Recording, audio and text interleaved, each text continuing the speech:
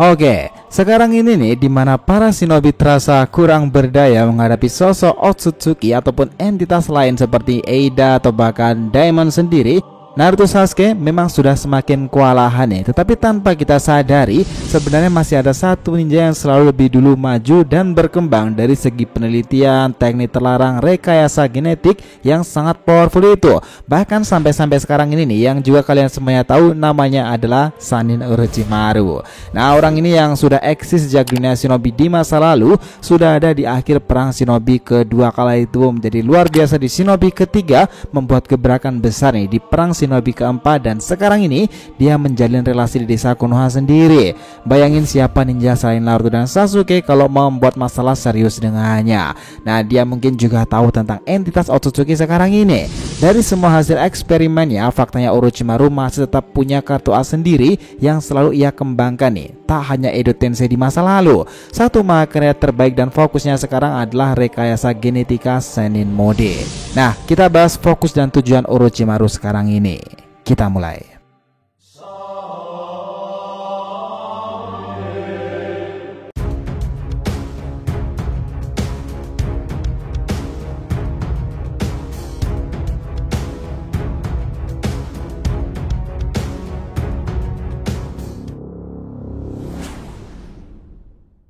Yo nakama Shinobi DRTV, welcome back again. Nah, kali ini kita akan membahas mengenai kartu as Orochimaru, fokus serta misinya di dunia shinobi kini berdasarkan apa yang sudah ia ciptakan. Oke, biar nggak salah persepsi silahkan simak sampai akhir ya. Jangan lupa klik lonceng subscribe-nya biar nggak ketinggalan informasi lainnya dari DRTV. Follow juga nih Instagram dan TikTok DRTV Mediatif yang berisikan populer konten ASEAN pop culture lainnya. Oke, kita lanjut. Nah, dengarkan ini baik-baik. Orochimaru ini sudah eksis dari era masa lalu. Bahkan ia ini pernah menduduki sebagai villain nomor 1 dalam sejarah shinobi dan Konoha. Orang ini bukan sembarangan nih. Dia melenyapkan beberapa Kage, bahkan gurunya sendiri Sandaime Hokage. Orochimaru menjadi momok menakutkan bagi desa lainnya, sekaliber kelompok Fajar Merah Akatsuki. Nah, ketua mereka Tendo Pain dan juga Obito dahulu begitu mewaspadai Orochimaru nih, karena selain kejeniusannya ia memiliki manipulasi yang sangat besar.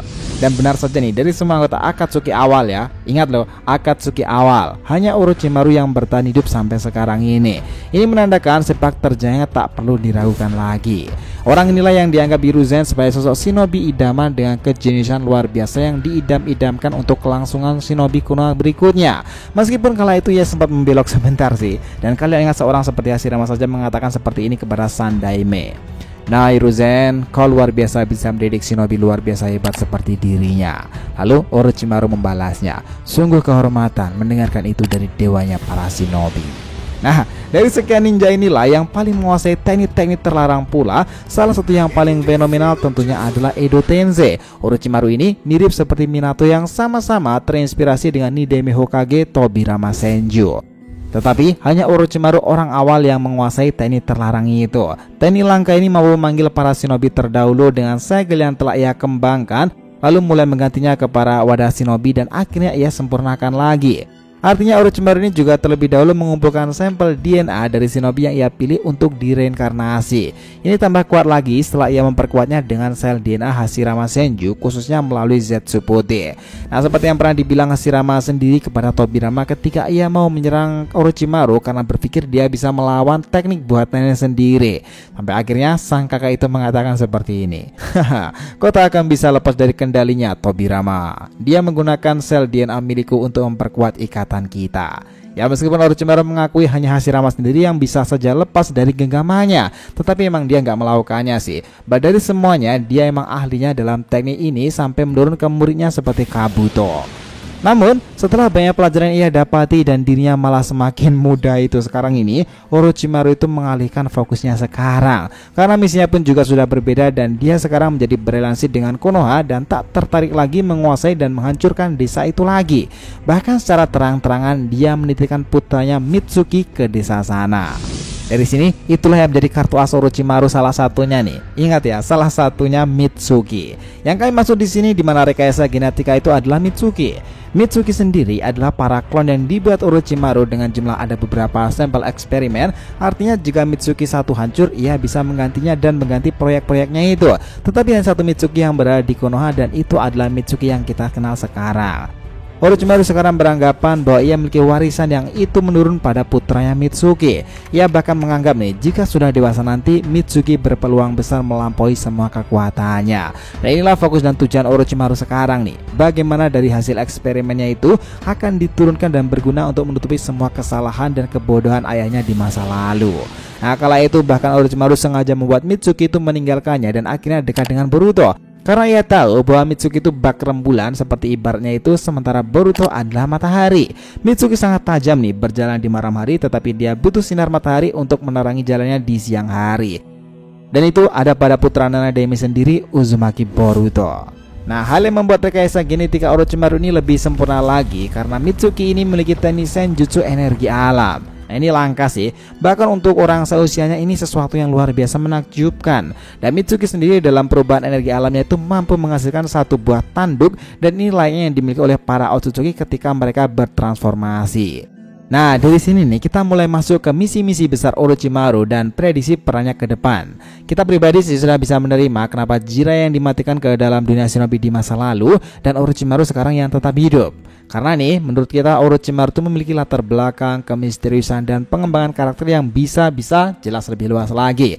Tentu dia bisa berhubungan dengan para Otsutsuki. Dibandingkan Tsunade pula nih, hanya Orochimaru yang lebih paham tentang sel DNA kakeknya itu serta Zetsu putih. Dira ini sudah pernah ditampilkan pula ketika awal mula trio Otsutsuki itu menginvasi Konoha kala itu. Bahkan Mitsuki yang sempat menggunakan Sage Mode sempat kepancing dari Urashiki. Lalu akhirnya Gaara menyelamatkannya. Nah di pertempuran invasi Konoha itu ternyata Orochimaru itu sudah ada di Konoha sendiri. Nah lu bisa bayangin gak? Dia ini dijaga Yamato di markasnya, tetapi dia bisa sangat mudah lolos dari mereka dan berada di Konoha, menyaksikan fenomena secara langsung dari turunnya para Otsutsuki utama itu. Kita ingat pula bahwa Orochimaru itu bisa melakukan sejenis teknik teleport dengan membakar dirinya dengan api, atau dalam road movie itu Naruto kemarin itu menghilang dengan asap. Nah kami pikir itulah yang dilakukannya sehingga ia bisa mengawasi dari atas bagaimana para Otsutsuki itu bekerja. Tak ada seorang shinobi pun yang mengetahui tentang hal itu. Ketika para ninja serta putranya sendiri berusaha payah mempertahankan desa, Orochimaru itu malah mengawasi mereka dari atas. Sampai ketika malam hari itu tiba, ketika ada momen ia bertemu dengan putranya di balik pohon, itu dia bilang seperti ini. Oh, kau mengirakan perkataanku ya Mitsuki? Nyari saja dengan kemampuanmu tadi ya. Nah, yang dimaksud di sini itu adalah senjutsu energi alam. Karena saat itu masih pantangan Mitsuki menggunakannya. Ya meskipun tidak pernah diperlihatkan sekalipun nih, kita pikir Orochimaru sekarang pun juga sudah tahu bahwa Nana Daime itu sudah bukan seorang Jinchuriki lagi. Bahkan dia pasti sudah mendengar bahwa desa sekarang itu memiliki bocah pemilik karma bernama Kawaki. Sehingga karma adalah sesuatu yang mirip seperti yang sempat ia lakukan di masa lalu dengan fusi Tensei miliknya. Lalu bagaimana prediksi reaksi dengan kedatangan orang-orang aneh di desa seperti Amado, Eida, dan Daimon? Tentu nih kami pikir nih reaksi Orochimaru itu juga sudah mendengarkannya karena relasinya juga banyak sekali dan mungkin dia biasa-biasa aja. Bahkan informasi-informasi yang berada di Konoha sendiri Yamato juga bahkan pasti menyampaikannya. Nah dari semua itu kita yakin bahwa peran Orochimaru nanti akan membuat jalan cerita shinobi itu menghadapi para bangsa Otsutsuki lebih sengit lagi. Taktik, manipulasi serta kejeniusannya itu akan berperan besar membuat cerita Boruto setelah time skip bisa sangat berkembang.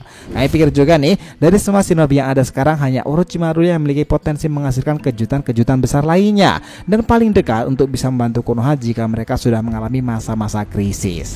Pertanyaan sekarang, apakah kartu asnya cuma Mitsuki? Nah tentu tidak kan. Orochimaru ini pintar sekali menyembunyikan hal-hal besar dalam hidupnya. Edo Tensei memang masterpiece nih Orochimaru bahkan sampai sekarang. Nah Mitsuki sendiri juga ternyata memiliki seorang kakak pula. Dan gaya bertempuran seperti Orochimaru dengan perawakan sekilas mirip orang yang dihormatinya Tobirama. Nah jadi untuk menutup video ini kita bisa memprediksi apa yang akan dihadirkan Orochimaru ke depannya. Ada sesuatu solusi untuk menangani ataupun mengimbangi para entitas kaum langit Otsutsuki sendiri. Apa yang akan terjadi dengan Boruto ketika dia sudah diambil alih tubuhnya oleh Momoshiki? Orochimaru pasti berperan di sini. Dia paham soal konsep dojutsu, dia paham soal konsep wada, dan tentunya dia paham soal konsep teknik segel terlarang, atau bahkan kondisi jiwa seseorang sama seperti dalam novel Naruto ketika dia mengalami kondisi sakit sama seperti Itachi dahulu. Dan tahu siapa yang membantu Naruto untuk bertahan dalam novel itu? Ya, Sannin Orochimaru. Karakter ini bakal memberikan counter alami sih untuk kisah Boruto lebih menakjubkan lagi di dunia shinobi yang penuh genggaman bangsa langit Otsutsuki. Dan nyatanya masih ada satu penantang yang layak untuk mereka, dan itu bisa jadi adalah kelompok Orochimaru Sannin. Menarik. Gimana menurut kalian? Jadi itulah tadi pembahasan kita mengenai kartu as Orochimaru, fokus serta misinya di dunia shinobi kini berdasarkan apa yang sudah ia ceritakan dari masa lalu. Jangan lupa kasih saran di kolom komentar dan subscribe channel ini. Semoga cerita itu memberikan informasi dalam tiap pembahasan animenya. Thank you dalam nonton dari TV and we'll be come back.